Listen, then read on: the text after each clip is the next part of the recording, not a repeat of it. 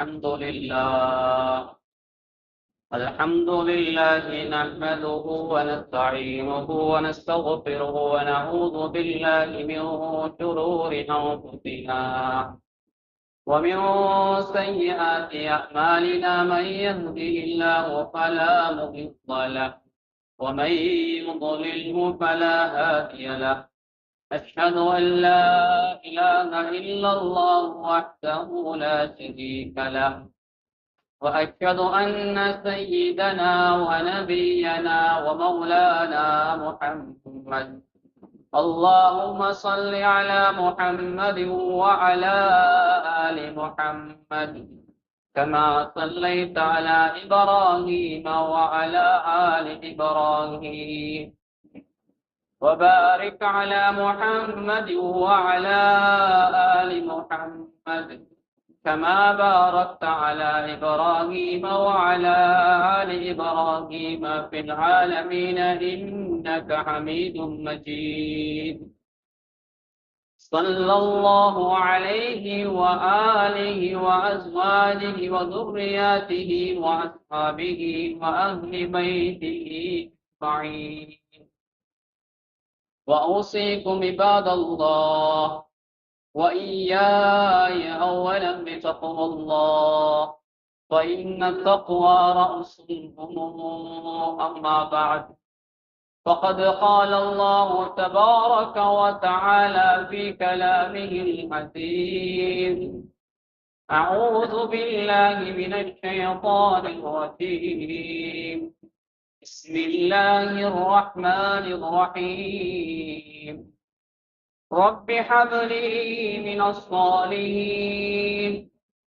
وبشرناه بغلام حليم. صدق الله العظيم.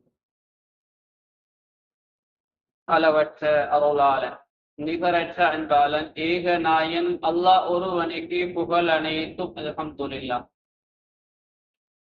அந்த அல்லாஹுவை போற்றுகின்றேன், புகழுகின்றேன். அந்த அல்லாஹுடைய உயரிய பெயர் நாமம் கூறி இன்றைய குத்துபா பிரசங்கத்தை ஆரம்ப செய்கிறேன். சலாத்தும் சலாமும் என் உயிரில் மேலான கண்மணி நாயகம் முஹம்மது முஸ்தபா ஸல்லல்லாஹு அலைஹி வஸல்லம் அன்னவர் மீதும், அன்னாரின் அடிச்சுவடுகளை அணுவளவும் பிசகாது தமது வாழ்விலே பின்பற்றி வெற்றிகளை கண்ட அருமை சஹாபாக்கள், தாபிஊன்கள், தபஉ தாபிஈன்கள், முஸ்லிமான முஃமினான ஆண்கள் பெண்கள் யாவர் மீதும் அல்லாஹ்வுடைய சாந்தியும் சமாதானமும் என்றென்றும் உண்டாவதா. என்றொரு நாள் இவ்வுலகம் அணிந்ததற்கு பின்னால் மேலான ஜன்னத்துல் ஃபிர்தௌஸ் கூலியாக கிடைக்கட்டுமாக என்று துஆ செய்கிறேன். அல்லாஹ் கபூல் செய்வானா. நல்லதை கேட்போம், அதன்படி நடப்போம், அதன்பால் அழைப்போம், அதனூடாக நாளைய மறுமையிலே உயரிய சுவர்க்கமாகிய ஜன்னத்துல் ஃபிர்தௌஸிலே குடியிருப்போம் என்ற எண்ணத்தை உள்ளத்திலே ஆழமாகவே இஹ்திகாஃபுடைய நியத்தோடு அல்லாஹ்வுடைய மஸ்ஜிதிலே வந்து நேர காலத்தில் அமர்ந்திருக்கக்கூடிய வல்லவர்களே, நல்லவர்களே, வயோதிபர்களே, வாலிபர்களே, சிறார்களே, அல்லாஹுவை எல்லா சந்தர்ப்பங்களிலும் எங்களுடைய சக்திக்கு உட்பட்டவாறு பயந்து கொள்ளுமாறு, பள்ளிக்கு உள்ள இருக்கின்ற போதும், வெளியில் இருக்கின்ற போதும், தனிமையில் இருக்கின்ற போதும், கூட்டாக இருக்கின்ற போதும், இரவிலும் பகலிலும், ரகசியமாகவும் பரகசியமாகவும், அறிமுகமானவர்களுக்கு மத்தியிலும் அறிமுகம் இல்லாதவர்களுக்கு மத்தியிலும், செழிப்பாக சந்தோஷமாக இருக்கின்ற கட்டங்களிலும், தூர்வான சங்கடமான சோதனையான கட்டங்களிலும், எல்லா சந்தர்ப்பங்களிலும் அல்லாஹ் எங்களை பார்த்து கொண்டிருக்கிறான் என்ற சிந்தனையோடு எங்களுடைய ஒவ்வொரு நிமிடத்தையும் ஒவ்வொரு செகண்டையும் நகர்த்துமாறு அடியேனாகிய எனக்கும் அப்பால் உங்களுக்கும் வசிய செய்து கொள்கிறேன். எனவே எங்களுடைய சக்திக்கு உட்பட்டவாறு அந்த அல்லாஹுவை எல்லா சந்தர்ப்பங்களையும் பயந்து வாழ்வு நாளைய மறுமை நாளே அல்லாஹ் அந்த உயரிய முத்தகீனுடைய கூட்டத்திலே எம்மை சேர்த்து எமக்கு இறை அருளை புரிவானா. அன்பான அல்லாஹுவின் நல்லடியார்களே, பேரன்புமிக்க சகோதரிகளே, நாம் இருக்கின்ற இன்றைய நாள் வெள்ளிக்கிழமை. அது நாட்களின் தலையாய சிறந்த நாள். இன்றைய நாள்ல ஓதுற சூரா கஹ்ஃபுக்கு நன்மை வேற, வேற நாள்ல ஓதுற சூரா கஹ்ஃபுக்கு நன்மை வேற. இன்றைய நாள்ல சொல்லுகிற ஸலவாத் அதுக்கு நன்மை வேற, வேற நாள்ல சொல்ற ஸலவாத் அதுக்கு நன்மை வேற. இன்றைய நாள்ல செய்யற இஸ்திக்ஃபார் அதுக்கு நன்மை வேற, வேற நாள்ல செய்யக்கூடிய இஸ்திக்ஃபார் அதுக்கு நன்மை வேற. இன்றைய நாளுக்கு கொடுக்கக்கூடிய தர்மம் கண்ணியமானவர்களே ஏனைய நாட்கள்ல கொடுக்கிற தர்மம் மாதிரி அல்ல, அது பெருமதியானது இன்றைய நாள். அதே போல இந்த வெள்ளிக்கிழமை இருக்கிறதே இது கண்ணியமான சிறப்பான 10 நாட்களுக்குள்ளே வருகின்ற ஒரு வெள்ளிக்கிழமை. இன்று துல்ஹிஜ்ஜா மாதத்தின் 4ஆம் பிறையிலே நானும் நீங்களும் இருந்து கொண்டிருக்கிறோம். இன்னும் சில நாட்களிலே நாம் பெருநாளை அடைய இருக்கிறோம். பெருநாளைக்கு முன்னதாக வருகின்ற இறுதி வெள்ளிக்கிழமை, இன்ஷா அல்லாஹ் வருகின்ற வியாழக்கிழமை நாம் ஹஜ் பெருநாளை கொண்டாட இருக்கிறோம். அன்பான அல்லாஹுவின் நல்லடியார்களே, எனவே இந்த நாட்கள் பெருமதியான நாட்கள்.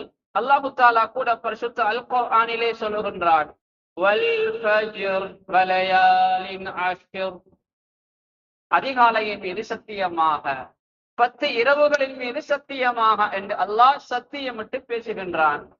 ஹஜ்ரத் இப்னு அப்பாஸ் ரலியல்லாஹு தஆலா அன்ஹுமா அவர்கள் சொல்லுகின்றார்கள், இந்த 10 இரவுகள் என்பது துல்ஹிஜ்ஜா மாதத்தினுடைய ஆரம்ப 10 நாட்கள் என்பதாக எழுதுகின்றார். அன்பான அல்லாஹ்வின் நல்லடியார்களே, எனவே இது பெருமதியான நாட்கள். இந்த நாட்களை யாரும் வீணாக்கி விடக் கூடாது. ஹஜ்ரத் ஸல்லல்லாஹு அலைஹி வஸல்லம் அவர்கள் நாட்களில் செய்யக்கூடிய ஏராளமான அமல்களை சொல்லி தந்தார்கள். ஒருமுறை ஹஜ்ரத் ஸல்லல்லாஹு அலைஹி வஸல்லம் அவர்கள் சஹாபாக்களை பார்த்து சொல்லுகின்றார்கள், இந்த காலங்களில் செய்யக்கூடிய அமல் அல்லாஹுக்கு மிகவும் விருப்பமான அமல் என்றார்கள். அந்த இடத்தில் இருந்தவர்கள் கேட்டார்கள், நாயகமே, அல்லாஹ்வின் பாதையில் போராடுவதை விட இந்த காலத்தில் அமல் செய்வது சிறந்ததா என்று கேட்டார்கள். ஹஜ்ரத் ஸல்லல்லாஹு அலைஹி வஸல்லம் அவர்கள் சொன்னார்கள், ஒரு மனிதன் அல்லாஹ்வுடைய பாதையிலே போராட சென்று தன்னுடைய உயிர்களையும் உடைமைகளையும் இழந்து விட்டவரை தவிர என்றார்கள். அப்படி என்றால் ஒரு மனிதன் இந்த காலத்துல யுத்தத்துக்கு போய் உயிர்களையும் தன்னுடைய உயிரையும் உடைமைகளையும் இழந்து விட்டான் என்றால், இழந்து விட்டு அந்த ஷஹீதான மனிதன் சிறந்தவன். அப்படி இல்லவென்றால் ஒரு மனிதன் யுத்தத்துக்கு போய் தன்னுடைய உயிரோடு தன்னுடைய உடைமைகளோடு திரும்பி வருகிறான் என்றால், திரும்பி வருகின்ற அந்த மனிதரை விட இந்த காலத்திலே அமல் செய்யக்கூடியவர்கள், இந்த காலத்திலே அதிகமாக நஃபிலான சுன்னத்துகளிலே ஈடுபடக்கூடியவர்கள், இந்த காலத்தில் அதிகமாக குர்ஆன் திலாவத் செய்யக்கூடியவர்கள், இந்த காலத்தில் அதிகமாக தான தர்மம் கொடுக்கக்கூடியவர்கள், இந்த காலத்தில் அதிகமாக நோன்பு நோக்கக்கூடியவர்கள், இந்த காலத்தில் அதிகமாக இஸ்திக்ஃபார் ஸலவாத் போன்ற நல்ல அமல்களில் ஈடுபடக்கூடியவர்கள் சிறந்தவர் என்ற கருத்தை ஹஜ்ரத் ஸல்லல்லாஹு அலைஹி வஸல்லம் அன்னவர்கள் சொன்னார்கள். அன்பான அல்லாஹ்வின் நல்லடியார்களே, எனவே இந்த காலத்தை யாரும் வீணாக்கி விடக்கூடாது. இந்த காலத்தில் செய்யக்கூடிய மிக முக்கியமான ஒரு அமல் தான் ஹஜ் உம்ராவுடைய அமல். இந்த 10 நாட்கள் செய்யக்கூடிய முக்கியமான ஒரு அமல்ல உள்ளதான் ஹஜ் உம்ராவுடைய அமல். அதை தாண்டி ஹஜ் பெருநாளை தாண்டி மிக முக்கியமான சில அமல்களை அல்லாஹ் எங்களுக்கு தந்திருக்கிறான். கண்ணியமானவர்கள், அதில் பெருமதியானது ஹஜ் உம்ராவுடைய அமல். அடுத்ததாக இந்த காலங்களிலே மிக முக்கியமாக நோன்பு நோக்கின்ற அமல். முடியுமானவர்கள் துல்ஹிஜ்ஜா மாதம் ஆரம்பத்திலிருந்து 9ஆம் பிறை அரஃபாவுடைய நோன்பு வரைக்கும் நோன்பு நோக்கலாம். அதற்கு சக்தி இல்லையா? அதற்கு எங்களால் சக்தி பெறவில்லை என்றால் அந்த 9 நாட்களிலே வரக்கூடிய திங்கள் வியாழன் சுன்னத்தான நோன்புகளை நோட்டுக் கொள்ளலாம். அதற்கும் எங்களுக்கு சக்தி இல்லையா? கண்ணியமானவர்களே, குறைந்தபட்சம் அரஃபாவுடைய நோன்பையாவது நாம் நோட்டுக் கொள்ள வேண்டும். ஹஜ்ரத் ஸல்லல்லாஹு அலைஹி வஸல்லம் அன்னவர்களிடத்திலே இந்த அரஃபாவுடைய நோன்பை கேட்கப்பட்டது. அது நோன்புகளிலே சிறந்த நோன்பு என்றார்கள். அப்படி சொல்லிவிட்டு ஹஜ்ரத் ஸல்லல்லாஹு அலைஹி வஸல்லம் அவர்கள் சொல்லுகின்றார்கள், 2 வருட பாவங்களுக்கு பரிகாரம் என்றார்கள். கடந்த வருட ஒரு வருடத்துடைய பாவம், வர இருக்கின்ற எதிர்கால வருடத்துடைய ஒரு பாவம், அந்த பாவங்களுக்கு சிறு பாவங்களுக்கு வரக்கூடிய சென்ற வருடம் வரக்கூடிய வருடம் ஆகிய 2 வருடங்களில் நடந்த அந்த சிறு பாவங்களுக்கு பரிகாரம் என்பதாக ஹஜ்ரத் ஸல்லல்லாஹு அலைஹி வஸல்லம் அவர்கள் சொன்னார். இன்னும் ஸல்லல்லாஹு அலைஹி வஸல்லம் சொன்னார்கள், அதிகமான மக்களை அல்லாஹ் நரகிலே இருந்து விடுதலை செய்வதற்காக தெரிவு செய்திருக்கின்ற பல நாட்கள் இருக்கின்றன. அதிலே மிக முக்கியமான ஒரு நாள் தான் அரஃபாவுடைய நாள். அன்பானவர்கள், எங்களுடைய உறவுகள் எங்களை விட்டு பிரிந்திருக்கலாம், எங்களுடைய தாய் தகப்பன் கபராளியாக இருக்கலாம், எங்களுக்கு நல்லதை சொல்லி தந்த உஸ்தாதிமார்கள் கபராளியாக இருக்கலாம், இந்த ஊருக்காக சேவை செய்த நிர்வாகிகள், இந்த ஊருக்காக உதவி செய்த தனவந்தர்கள், அல்லது எங்களுக்கு நல்ல முறையிலே வாழ என்று ஸ்ரீதேவியாக எங்களை இந்த உலகத்திலே வாழ ஒரு வழியை கட்டுத்தந்து சென்றவர்கள், இவர்களுக்காக வழி நோம்பு நோட்டு துவா செய்யக்கூடிய ஒரு சந்தர்ப்பம் தான் அரபாவுடைய நோம்பு. கண்ணியமானவர்கள், அதை யாரும் வீணாக்கி விடாதிருக்கும். அரபாவுடைய நாளை அதிகமாக பேசலாம். அரபாவுடைய நாள் இருக்குதே, அது ஹாஜிகளுக்கு விசேஷமான நாள். அந்த ஹஜ்ஜாஜிகளுக்கு மிக மிக விசேஷமான நாள். ஹஜ்ரத் ஸல்லல்லாஹு அலைஹி வஸல்லம் அவர்கள் சொன்னார்கள், அல் ஹஜ்ஜு அரபா, ஹஜ் என்றால் அரபாவிலே தங்குவது என்றார்கள். ஹஜ்ஜுக்கு செல்லக்கூடியவர்கள் கட்டாயம் அரபாவிலே தங்க வேண்டும். அப்படி இல்லை என்றால் அவருடைய ஹஜ்ஜு கூடாது. ஹஜ்ஜுடைய கட்டாய கடமைகளில் ஒன்றுதான் அரபாவிலே தங்குவது. அரபா மைதானம் என்பது சாதாரணமான ஒரு மைதானம் கிடையாது. லட்சக்கணக்கான சஹாபாக்களுக்கு ஹஜ்ரத் ஸல்லல்லாஹு அலைஹி வஸல்லம் அவர்கள் பயான் செய்த இடம், நம்முடைய குர்ஆன் முழுமையாக்கப்பட்ட இடம். அது எங்க இருக்கிறது? புனித மக்காவிலிருந்து சுமார் 22 கிலோமீட்டருக்கு அப்பால் இருக்கின்ற ஒரு மைதானம் தான் அரபாவுடைய மைதானம். கண்ணியமான அல்லாஹ்வின் நல்லடியார்களே, ஹஜ்ரத் ஆதம் அலைஹிஸ்ஸலாம், ஹஜ்ரத் ஹவ்வா அலைஹிஸ்ஸலாம் ஆகிய இருவர்களையும் அல்லாஹ் இந்த உலகத்துக்கு அனுப்புகின்ற போது அவர்கள் இருவர்களும் இந்த உலகத்திலே சந்தித்துக் கொண்ட இடமும் அரபா என்ற அந்த மைதானம் தான். வரலாற்று ஆசிரியர்கள் அந்த குறிப்பை எழுதி வைத்திருக்கிறார்கள். எனவே இந்த அரபாவுடைய நாள் மிக மிக பெருமதியான நாள். அதை யாரும் வீணாக்கி விடாதீர்கள். கண்ணியமான அல்லாஹ்வின் நல்லடியார்களே, அந்த நாள்ல எப்படி நடவுகளை செய்கின்றோமோ அதே போன்று அதற்கு வித்தியாசமாக பாவமான காரியங்களும் யாரும் ஈடுபட்டு விடாதீர்கள். கண்ணியமான அல்லாஹ்வின் நல்லடியார்களே, எனவே அந்த நோன்பை நோட்டுக் கொள்வது, அந்த அரபாவுடைய நாளை பெருமதியான முறையில் நாங்கள் கழித்துக் கொள்வது. அடுத்தபடி எங்களுக்கு தெரியும், குர்பானி அல்லாஹ் எங்களுக்கு தந்திருக்கிறார். ஹஜ்ரத் இப்ராஹிம் அலைஹிஸ்ஸலாம் அவர்களுடைய குடும்பத்தை நாம் நினைவுபடுத்துகின்ற காலத்தில் இருக்கிறோம். ஹஜ்ரத் இப்ராஹிம் அலைஹிஸ்ஸலாம் அவர்கள் பெருமதியான ஒரு நபி. முழு உலகத்துக்கும் ஒற்றுமையை, அகீதாவை கற்றுக் கொடுத்த நபி. அவரை பற்றி வரலாற்று ஆசிரியர்கள் கிதாபுகளை எழுதுகின்ற போது சொல்லுவார்கள், முஅல்லிமுத் தௌஹீத், தௌஹீதுடைய ஆசிரியர், வ உஸ்தாதுல் அகீதா, அகீதாவுடைய ஒரு உஸ்தாத், அறிஞர் என்று அவரை வர்ணிப்பார். அந்த அளவு பெருமதியானவர்கள் ஹஜ்ரத் இப்ராஹிம் அலைஹிஸ்ஸலாம் அவர்கள். அல்லாஹ் தஆலா கூட ஹஜ்ரத் இப்ராஹிம் அலைஹிஸ்ஸலாம் அவர்களுடைய குர்ஆனிலே சுமார் 69 இடங்களிலே ஹஜ்ரத் இப்ராஹிம் அலைஹிஸ்ஸலாமுடைய பெயரை குறிப்பிட்டு பேசியிருக்கிறார். ஏனைய நபிமார்களை அல்லாஹ் குர்ஆனிலே பேசியிருக்கிறான். சுமார் 25 நபிமாருடைய வரலாறுகளை அல்லாஹ் குர்ஆனிலே பேசுகின்றான். 25 நபிமார்களுடைய பெயர்களை அல்லாஹ் குர்ஆனிலே சொல்லியிருக்கிறான். ஹஜ்ரத் இப்ராஹிம் அலைஹிஸ்ஸலாம் அவர்களை பற்றி நாம் பேசுகின்ற போது ஹஜ்ரத் இப்ராஹிம் அலைஹிஸ்ஸலாமுடைய தந்தை யார், தந்தையுடைய கொள்கை என்ன, தந்தையுடைய பெயர் என்ன, தன்னுடைய மனைவி, மக்கள், தன்னுடைய பிள்ளைகள், ஹஜ்ரத் இப்ராஹிம் அலைஹிஸ்ஸலாம் அவர்களை பற்றி தெளிவாக நிறையவே அல்லாஹ் குர்ஆனிலே பேசியிருக்கிறார். சூரா இப்ராஹிம் என்று குர்ஆனிலே ஒரு சூறாவை அல்லாஹ் இறக்கி வைத்திருக்கிறான். ஹஜ்ரத் இப்ராஹிம் அலைஹிஸ்ஸலாமுடைய பெயரை தாங்கிய சூரா.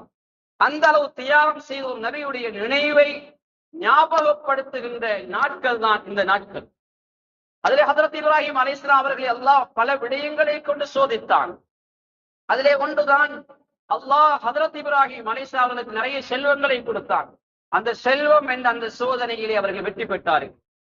ஹல் அதாக ஹதீஸு தைஃபி இப்ராஹீமல் முக்ரமீன். ஹஜ்ரத் இப்ராஹிம் அலைஹிஸ்ஸலாம் அவர்கள் விருந்தாளிகளை கண்ணியப்படுத்திய செய்தி நபியே நாயகம் உங்களுக்கு கிடைக்கலையா என்று அல்லாஹ் கேட்கிறான். எல்லா சொத்து செல்வத்தையும் விருந்தாளிகளுக்கு, அல்லாஹ்வுடைய விருந்தாளிகள் கொடுக்க முன் வந்தார். முழு பொருளாதாரத்தையும் அல்லாஹ்வுக்காக செலவழிக்க முன் வந்தார். அந்த சோதனையிலும் அவர் வெற்றி பெற்றார். ஹஜ்ரத் இப்ராஹிம் அலைஹிஸ்ஸலாம் அவர்களுக்கு அல்லாஹ் அந்த திரகாத்திரமான உடம்பை கொடுத்தான். அந்த உடம்பை அல்லாஹ் சோதித்து பார்த்தான். நம்ரூது மன்னன் வருடக்கணக்கிலே மூட்டிய நெருப்பு, அந்த நெருப்பிலே ஹஜ்ரத் இப்ராஹிம் அலைஹிஸ்ஸலாம் அவர்கள் கை கால்கள் கட்டப்பட்ட நிலைமையிலே போடப்படுகிறார்கள். ஈமானை விடுகிறாயா? இல்லை, நெருப்பிலே போடுங்கள், சாம்பலாகட்டும் பரவாயில்லை, ஆனால் ஈமானை விடமாட்டேன் என்று நெருப்பிலே அவரை போடுகின்றார்கள். அந்த நெருப்பு பத்தவில்லை. உலகத்திலே பத்துகின்ற எல்லா நெருப்பும் அல்லாஹ்வுடைய கட்டளை பிரகாரம் தான் பத்துகின்ற. அல்லாஹு தாலா சில விடயங்களை செய்வதற்காக மலாயிக்காமார்களுக்கு ஏவுவான். சில விடயங்களை மலாயிக்கமார் இல்லாமல் அல்லாஹ் குன் என்ற வார்த்தையை கொண்டு, ஆங்கு என்ற வார்த்தையை கொண்டு அல்லாஹ் செய்யக்கூடிய ஆற்றல் உள்ளவன். மலாயிக்காமார்தான் அல்லாஹ்வுடைய வேலைகளை, அல்லாஹ்வுடைய ஏவல்களை செய்ய வேண்டும் என்று அல்ல, அல்லாஹ்வுக்கு செய்யலாம். ஆனால் அல்லாஹ் அந்த உலகத்திலே ஒரு நிர்வாக கட்டமைப்பை வைத்திருக்கிறான். அந்த அடிப்படையிலே நெருப்புக்கு பொறுப்பான அந்த வானவரிடத்திலே அல்லாஹ் பேசாமல் நேரடியாக நெருப்போடு தான் பேசுகிறான்.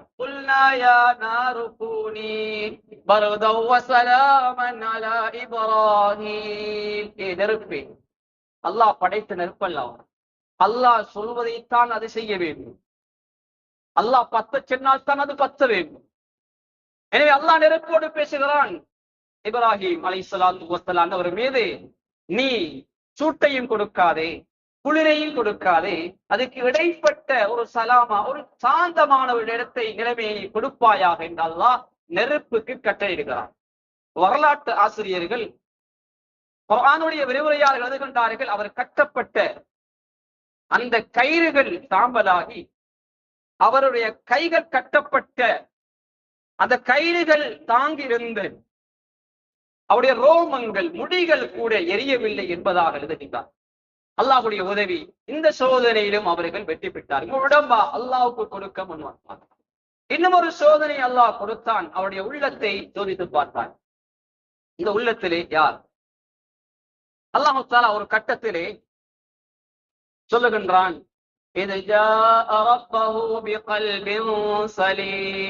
ஹஜ்ரத் இப்ராஹிம் அலைஹிஸ்ஸலாம் அல்லாஹ்வை வந்தடைகின்ற போது கல்புன் சலீம், ஈரேற்றமான உள்ளமுடையவராக வந்தார். கல்புன் சலீம் என்றால் நாளைய மறுமையிலே சுவர்க்கத்துக்கு அல்லாஹ் தெரிவு செய்திருக்கின்ற மனிதர்களுடைய உள்ளம் கல்புன் சலீம். இன்னொரு இடத்தில் அல்லாஹ் சொல்கிறான், யௌம லா யன்ஃபஉ மாலு வலா பனூன் இல்லா மன் அத்தல்லாஹ பிகல்பின் சலீம். நாளைய கியாமத்துடைய நாள் பொருள்களால், பொருட்களால், பிள்ளை குட்டிகளால் ஒன்றும் செய்ய முடியாத நாள். யாருடைய உள்ளம் கல்பன் சலீமாக இருக்குமோ அந்த உள்ளங்களுக்கு ஈடேற்றம், அந்த உள்ளங்களுக்கு சுவர்க்கத்தை அல்லாஹ் கொடுப்பதாக வாதா பண்ணியிருக்கிறான். அந்த உள்ளம் தான் ஹஜ்ரத் இப்ராஹிம் அலைஹிஸ்ஸலாம். அந்த உள்ளம் என்ன சோதனையில் 3வது சோதனை வெற்றி பெற்றார். இன்னும் ஒரு சோதனை அல்லாஹ் கொடுத்தான். அதுதான் நானும் நீங்களும் செய்யக்கூடிய ஒரு தியாக கடமை, உலூஹியா என்ற சுன்னா முஅக்கதா. அன்பான அல்லாஹ்வின் நல்லடியார்களே, அல்லாஹ் தஆலா பிள்ளை கிடைக்காத இந்த வயதில் ஒரு குழந்தையை கொடுத்தான். ரப்பி ஹப்லி மினஸ் ஸாலிஹீன், யா அல்லாஹ் எனக்கு சாலிஹான ஒரு பிள்ளையை தருவாயா. வபஷர்னாஹு பிகுலாமின் ஹலீம், அவருக்கு நாங்க நன்மாராயா, நல்ல விவேகம் உள்ள, புத்தி அறிவுள்ள ஒரு குழந்தையை கொடுத்தோம். எப்படி என்ன அந்த வரலாறை சொல்லிவிட்டு அந்த குழந்தை அங்கும் இங்கும் ஓடி திரிகின்ற அந்த வயது வருகின்ற போது குர்பானை கொடுக்குமாறு அல்லாஹ்வுடைய கட்டளை வருகிறது.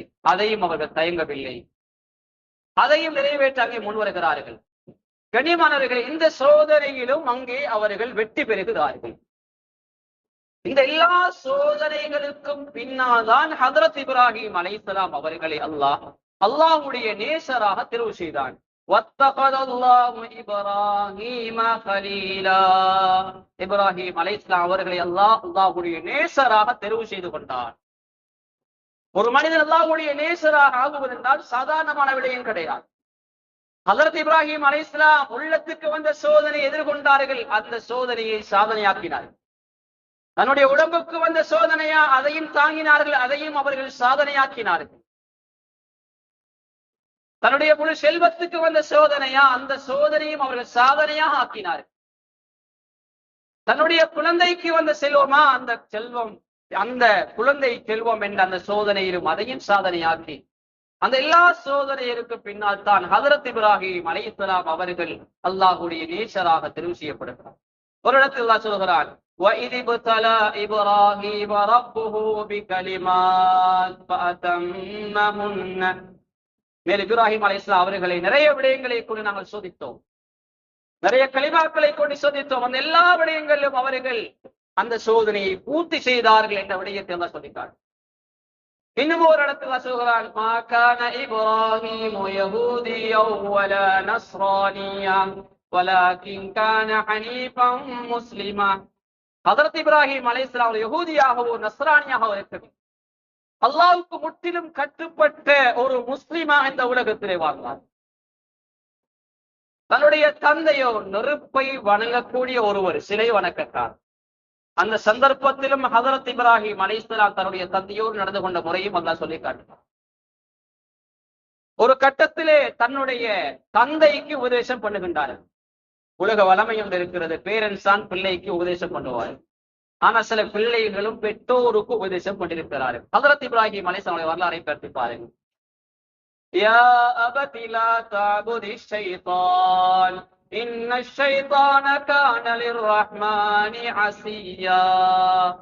என் அருமை தந்தையே, நீங்க ஷைத்தானை வணங்கவானவா. ஷைத்தான் படைச்ச ரப்புக்கு மாறு செய்யக்கூடியவன் வாப்பா என்று அந்த அன்பு பிள்ளை வாப்பாக்கு உபதேசம் பண்ணு. தொடர்ந்து அந்த குழந்தை சொல்லுகிறது, இன்னி யா அபதி இன்னி அஹாப் அய்யமஸ்ஸக அஸாபும் மினர் ரஹ்மானி ஃபதகூன லிஷைத்தானி வலியா. என் அருமை தந்தையே, நீங்க ஷைத்தானை வணங்கினா அல்லாஹ்வுடைய அஸாப் உங்களை பிடிச்சு கொள்ளும். அல்லாஹ்வுடைய அஸாப் உங்களை பிடிச்சு கொண்டா ஷைத்தானுடைய உற்ற நண்பனாக நீங்க ஆகிடுவீங்க. அதனால என்னால தாங்கலாம். பாப்பா கொண்டு நடந்தா அந்த மகனால தாங்கலா என்று அந்த மகன் பாப்பாக்கு உபதேசம் பண்ணுகிறார். அந்த சந்தர்ப்பத்திலும் ஹஜ்ரத் இப்ராஹிம் அலைஹிஸ்ஸலாமுடைய தந்தை எப்படி நடந்து கொண்டார்? قال راغب أنت عن آلهتي يا إبراهيم لئن لم تنتهي لأرجمنك وهجرني مليا. என்ன சொல்லுகிற இப்ராஹிம், உலோகாலம் வணங்கிட்டு வந்த விக்கிரகங்களை நீ உடைக்க சொல்றியா? விக்கிர ஆராதனை வேணாம்னு சொல்றியா? இந்த செயலை விட்டுடு, இதை நீ விடையிலன்னா உன்னை கல்லால் அடித்து கொள்ளுவேன், விரட்டுவேன் என்று அந்த தந்தை மகனுக்கு எச்சரிக்கிறார். இந்த சந்தர்ப்பத்திலும் அந்த அன்பு மகன் எப்படி நடந்து கொண்டார்? கால ஸலாமுன் அலைக். என் அருமை தந்தை, உங்களுக்கு சலாம் உண்டாவதா, உங்களுக்கு சாந்தி உண்டாவதா? பாப்பாக்கு துஆ செய்கிறது. நல்ல பிள்ளை.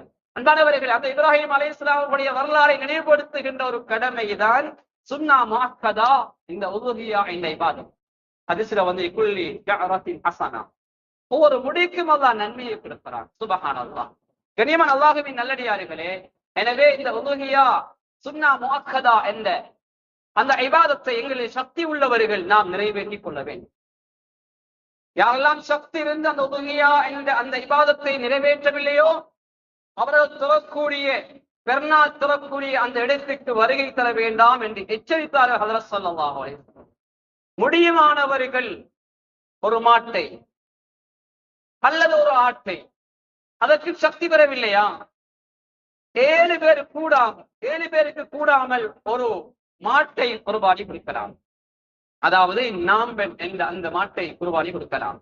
கண்ணியமானவர்களே, 2 பேர் சேர்ந்து ஒரு மாட்டை கொடுக்கலாம், அல்லது 3 பேர், அல்லது 4 பேர், அல்லது 5 பேர், அல்லது 6 பேர், கூடினது 7 பேர். 7 பேருக்கு மேல் கூட்டி தரப்படும். கண்ணியமான அல்லாஹ்வின் நல்லடியார்களே, ஹஜ்ரத் ஸல்லல்லாஹு அலைஹி வஸல்லம் அவர்கள் ஹுதைபியா என்ற அந்த இடத்திலே 7 பேர் சேர்ந்து ஒரு ஒட்டகத்தையும், மற்றும் ஒரு ரிவாயத்திலே 7 பேர் சேர்ந்து ஒரு மாட்டையும் குர்பானி கொடுத்ததாக முஸ்லிம்லே ஒரு ரிவாயத் பதிவு செய்யப்பட்டது.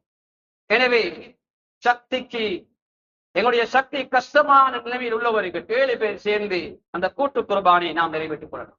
அன்பான அல்லாஹ்வின் நல்லடியார்களே, நாம் எல்லோரும் இந்த நாட்டுடைய சட்டத்துக்கு கட்டுப்பட்டவர்கள், இந்த நாட்டுக்கு விசுவாசமாக உள்ளவர்கள். இந்த நாடு 1948ஆம் ஆண்டு ஆங்கிலேயரிடமிருந்து சுதந்திரம் அடைகின்ற போது இந்த சுதந்திர போராட்டத்திலே உயிரை நீத்தவர்கள் எங்களுடைய சகோதரர்களும் இருக்கிறார்கள், எங்களுடைய முஸ்லிம் உறவுகளும் இருக்கிறார்கள். அவர்களை இலங்கை வரலாற்றிலே தேச பக்தர்கள் என்று அழைப்பார்கள். இந்த தேசத்துக்காக, இந்த நாட்டுக்காக தன்னுடைய உயிரை துச்சம் என மதித்து தன்னுடைய உயிரை கொடுத்தவர். எனவே அன்றிலிருந்து இன்று வரைக்கும் நாம் இந்த நாட்டிலே ஒரு நல்லதொரு சமூகமாக வாழ்ந்து வருகிறோம். நம்முடைய முஸ்லிம் சமூகம் அரசியல் ரீதியா, கலாச்சார ரீதியா, வைத்திய ரீதியா, இன்னும் பல துறையிலே இந்த நாட்டுக்கு நிறைய சேவைகளை செய்திருக்கிறார். நாட்டிலே பாராளுமன்ற உறுப்பினர்களா, நாட்டின் கேபினட் அமைச்சர்களா, அதே போன்று இந்த நாட்டினுடைய வைத்தியத்துறை, யூனானி மருத்துவத்தை இலங்கைக்கு அறிமுகப்படுத்தியதே முஸ்லிம். இன்று பல்கலைக்கழகத்திலே ஒரு அந்தஸ்தை பெற்றிருக்கின்ற ஒரு வைத்திய துறையாக அது மாறி இருக்கும். அன்பான அல்லாஹுவின் நல்லடியார்கள், எனவே இப்படி முஸ்லிம்கள் அந்த நாட்டிலே நல்ல பெயரோடு வாழ்ந்தவர். அந்த பெயரை நானும் நீங்களும் பாதுகாக்க கடமைப்பட்டிருக்கிறோம். எனவே இந்த அரசு மூலமாக எமக்கு உதவியாய்ந்த அந்த சுன்னா முஅக்கதா அந்த இபாதத்தை நிறைவேற்ற இலங்கையிலே 2 நாட்கள் எங்களுக்கு கொடுக்கப்பட்டிருக்கின்றன. பெருநாள் அன்று வியாழக்கிழமை, அடுத்து வெள்ளிக்கிழமை, இந்த 2 நாட்களும் அந்த இபாதத்தை மற்றவருக்கு இடையூறு இல்லாமல் நிறைவேற்றிக் கொள்ளும். மற்றவருடைய மனம் புண்படும் வகையிலே யாரும் நடந்து கொள்ளாது. நாம் குர்பானி கொடுக்கின்ற மாட்டை இந்த நாட்டிலே வணங்கக்கூடியவர்கள் தெய்வமாக ஏற்றுக்கொள்ளக்கூடிய மாட்டு மத சகோதரர்கள் இருக்கிறார்கள். எனவே அந்த சந்தர்ப்பத்திலே அவருடைய மனம் புண்படாத வகையிலே அதை முறையான முறையிலே அதை நீங்கள் நிறைவேற்றிக் கொள்ளுங்கள்.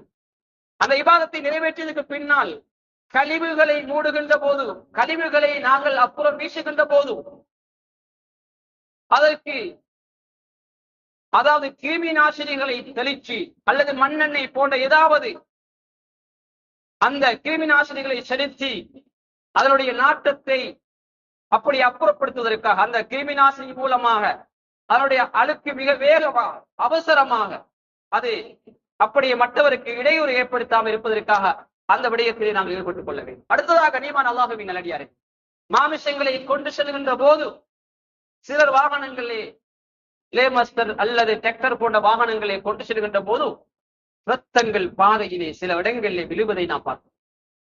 அப்படி இடையூறுகளை ஏற்படுத்தாமல் நாம் அறுக்கின்ற அந்த இடத்திலே அதனை பெக் பண்ணுவதாக இருந்தால், அதை பார்சல் பண்ணுவதாக இருந்தால், அதை பொது செய்வதாக இருந்தால் அந்த இடத்திலே இடையூறு இல்லாமல் பொது செய்து முறையான முறையிலே அந்த கடமையை நீங்கள் நிறைவேற்றிக் கொள்ளும். அடுத்து கண்ணியமான அல்லாஹ்வின் நல்லடியார்களே, அதே போன்று அந்த கடமையை நிறைவேற்றக்கூடியவர்கள் நல்ல முறை நிறைவேற்றிக் கொள்வதோடு அடுத்ததாக எங்களுக்கு தெரியும் இந்த காலத்திலே செய்யக்கூடிய இன்னும் ஒரு பெருமதியான அமல் தான் தக்பீருடைய அமல்.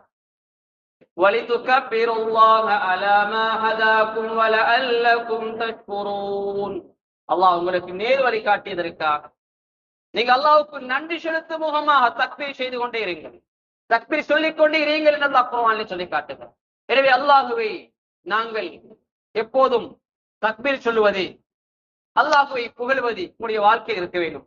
அதிலும் குறிப்பாக பெருநாளுடைய அந்த நாட்களிலே, அதிலும் அந்த அரபாவுடைய நாள் ஆரம்பிக்கின்ற அந்த நேரத்திலிருந்து, அப்படி என்றால் அரபாவுடைய நாள் மக்ரிபுடைய நேரத்திலிருந்து துல்ஹிஜ்ஜா அய்யாமுத் தஷ்ரீக், துல்ஹிஜ்ஜா 13ஆம் பிறை அஸ்ர் வரைக்கும் தக்பீர் சொல்லலாம். எனவே அது எங்களுடைய இமாம் சொல்லித் தருவார், நாங்கள் சொல்லுகிறோம். அது வல்லாமல் வேறு இடங்களிலும் என்னென்ன காரியங்களை நாங்கள் தொடங்குகின்றோமோ அந்த இடத்திலே தக்பீரையும் சொல்லி அந்த விடயங்களை நாங்கள் ஆரம்பிக்க வேண்டும். அது இஸ்லாம் காட்டி தந்த ஒரு வழிமுறையாக இருக்கும். அதையும் நாங்கள் பேணிக் கொள்வதோடு அடுத்ததாக கண்ணியமான அல்லாஹ்வின் நல்லடியார்களே, நாட்டினுடைய நிலைமை எங்களுக்கு தெரியும்.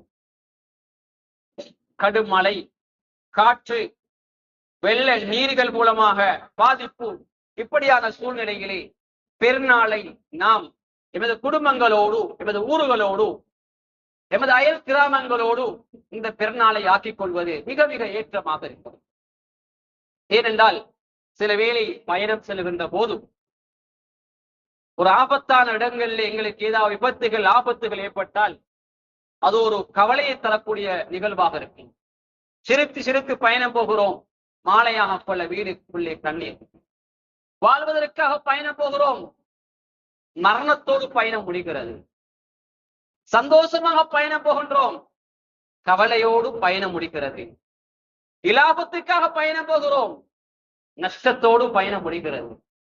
எனவே சில வேளை செல்கின்ற பயணம் அது ஒரு கடைசி பயணமாக இருந்து விட்டால் அல்லாஹ் பாதுகாக்க வேண்டும். எனவே இப்படியான ஆபத்தான சூழ்நிலையிலே பயணங்கள் செல்வதை தவிர்த்துக் கொள்வது மிக மிக ஏற்றமாக இருக்கிறது. பயணங்கள் செல்கின்ற போது அதிலே ஒரு அமீரை கண்டிப்பாக நாங்கள் நியமிக்க வேண்டும். பொதுவாக ஜமாத்திலே ஒரு அமீரை நாம் நியமித்து கட்டுப்படுவோம். ஆனால் அந்த அமீர் என்ற அந்த கட்டுப்படுகின்ற தன்மை ஜமாத்திலே மாத்திரமல்ல, வீட்டுக்குள்ளும் ஒரு அமீரை நாம் உருவாக்கும். பயணத்திலும் ஒரு அமீரை நாங்கள் நியமித்துக் கொள்ள வேண்டும். எல்லா சந்தர்ப்பங்களிலும் 3 பேர் நாம் இருந்தாலும் எங்களுக்குள்ளே ஒரு அமீரை, தலைவரை நியமித்து அவரை கட்டுப்படுகின்ற பழக்கத்தை நாம் உருவாக்கிக் கொள்ள. எனவே கண்ணியமான அல்லாஹுவின் நல்லடியார்களே, இந்த விடயங்களை பேணிக் கொள்ளுங்கள். பயணங்கள் போகின்ற போது அந்த துஆக்களோடு, கந்தை ஏறுகின்ற போது துஆ இருக்கிறது, கந்தையிலிருந்து இறங்குகின்ற போது துஆ இருக்கிறது, பயணத்தை மேற்கொள்கின்ற போது துஆ இருக்கிறது, பயணம் முடிகின்ற போது துஆ இருக்கிறது. எனவே கண்ணியம் அந்த துஆக்களை நாங்கள் ஒதுக்கிறோம். கண்ணியமான அல்லாஹுவின் நல்லடியார்களே, இப்படி எங்களுடைய இந்த பெருநாளை அமைத்துக் கொண்டால் அது பெருமதியாக இருக்கும். அடுத்ததாக எங்களை ஈண்டெடுத்த எத்தனையோ பெற்றோர்கள், எங்களை ஈண்டெடுத்த எத்தனையோ நல்ல உறவுகள், எங்களுக்கு நல்லதை சொல்லித் தந்த எத்தனையோ சீதேவிகள் இன்று கபராளி, இந்த எங்களை விட்டு பிரிந்து அவர்கள் இன்னொரு உலகத்திலே வாழ்ந்து கொண்டிருக்கிறார். அவர்களுக்காக நலவை செய்ய வேண்டிய, எங்களை மீது நலவுகள் வராதா, எங்களை மீது ஒரு துவா வராதா என்று எதிர்பார்ப்போடு இருக்கக்கூடியவர்கள். எனவே ஜியாரத்துல் குபூர், அந்த பெருநாளுடைய தினத்திலே அவருடைய கபர்களுக்கு சென்று அவர்களுக்காக பிரார்த்தனையில் ஈடுபடுங்கள். நிச்சயமாக அல்லாஹ் அவங்களுடைய பிரார்த்தனை ஏற்றுக்கொண்டு அவர்களுக்கு பாவ மன்னிப்பை கொடுக்க அல்லாஹ் போதுமானவனாக இருக்கிறார். எனவே அதே போன்று கண்ணியமானவர்களே, இன்னும் எங்களுடைய உறவுகள், எங்களுடைய ஊரில் உள்ள நோயாளிகள் அல்லது எங்களை ஈண்டெடுத்த பெற்றோர்கள் ஹயாத்தோடு இருந்தால் அவர்களை நாங்கள் அந்த பெருநாள் தினங்களில் சந்தித்துக் கொள்ள வேண்டும். பெருநாள் தினங்களிலே அவர்கள் அன்பாக இரக்கமாக நாம் நடந்து கொள்ள வேண்டும். எங்களாலான கடமைகளை அவர்களுக்கு செய்து கொள்ள வேண்டும். கண்ணியமானவர்கள், அந்த விடயங்களில் நாங்கள் ஈடுபட்டுக் கொள்வது. அடுத்தது, ஹஜ் பெருநாளைக்கு செல்கின்ற போது ஏதாவது வீட்டிலே உணவுகள் சாப்பிட்டு விட்டு செல்வது சுன்னத்தாக. சுன்னத், அதாவது நோவு பெருநாளைக்கு சாப்பிட்டு விட்டு செல்ல வேண்டும். ஹஜ் பெருநாளைக்கு ஏதாவது சாப்பிடாமல் செல்வது இஸ்லாம் காட்டித் தருகின்ற ஒரு வழிமுறையாக இருக்கு. கண்ணியமானவர்களே, எங்களுக்கு முடியுமாக இருந்தால் அந்த சுன்னத்தை நாங்கள் பேணிக் கொள்வதே. அப்படி இல்லை என்றால் எங்களால் முடியுமான கஷ்டமான வறுமையான நிலைமையில் ஒருவருக்கு எங்களால் முடியுமான உதவிகள் ஏதாவது செய்யும். இன்று சிலர் பெருநாளுடைய தினத்தையும் அடைய இருக்கின்றவர்கள் எத்தனையோ பேர் ஆடை இல்லாமல் இருக்கிறார், எத்தனையோ உணவு இல்லாமல் இருக்கிறார்கள், எத்தனையோ பேர் பெருநாளுடைய தினத்தை எப்படி கழிப்பதென்று கவலையில் இருக்கிறார். கண்ணியமானவர்களே, இந்த சந்தர்ப்பத்தை அவருடைய கண்ணீரை துடைக்கின்றவர்களா, அவருடைய கவலையிலே பங்கெடுக்கின்றவர்களாக நாங்களும் நீங்களும் நிச்சயமாக மாற வேண்டும். நாம் அதிலே கலந்து கொள்கின்ற போதெல்லாம் நிச்சயமாக அவருடைய துவாவின் மூலமாக நம்முடைய வாழ்வில் அல்லாஹ் பரக்கத்தை ஏற்படுத்துவான். எனவே கண்ணியமானவர்களே, அல்லாஹ் எண்ணி தந்த மூச்சுகள் முடிந்து விட்டால், அல்லாஹ் எங்களுக்கு போட்ட ஆகாரம் முடிந்து விட்டால் இந்த உலகத்தை விட்டு நாங்கள் பிரிந்து விடுவோம். அதற்கு முன்னதாக நல்லதை செய்து கொள்வோம், சீதைவைகளாக அந்த உலகத்தை வாழ்ந்து கொள்வோம். எனவே அல்லாஹ் எங்களுக்கு தர இருக்கின்ற அந்த பெருநாளை நல்ல முறையில் ஏழை எளிய மக்களோடு, குடும்பங்களோடு, பெற்றோரோடு நன்மைகள் நிறைந்த பெருநாளாக, நன்மைகள் நிறைந்த நாளாக அந்த நாளை இறைவாணி எங்களுக்கு ஆக்கி தருவாயா. யா அல்லாஹ், உனக்கு பொருத்தமானவர்களாக எம்மை நீ கபூல் செய்து கொள்வாயா. யா அல்லாஹ், எங்களுடைய முடிவை நல்ல முடிவாக ஆக்கி தருவாயா. யா அல்லாஹ், சக்கராத்துடைய சந்தர்ப்பத்திலே எமக்கு கலிமாவை நசீபாக்கிடுவாயா. நல்லோர்கள் நாளை மறுமையினால் எங்களை சேர்த்து வைப்பாயா. நல்ல நாளிலே, நல்ல நேரத்திலே, நல்ல வார்த்தையிலா இலாஹ இல்லல்லாஹ் முஹம்மது ரசூலுல்லாஹ் என்ற கலிமாவோடு எங்கள் உயிரை நீ எடுத்துக் கொள்வாயா. யா அல்லாஹ், நாங்கள் கேட்ட துஆவை திருப்பியை கொண்டு ஏற்றுக்கொள்வாயாக. ஆமீன் ஆமீன். வ ஆகிரு தஅவானா அனில் ஹம்துலில்லாஹி ரப்பில் ஆலமீன்.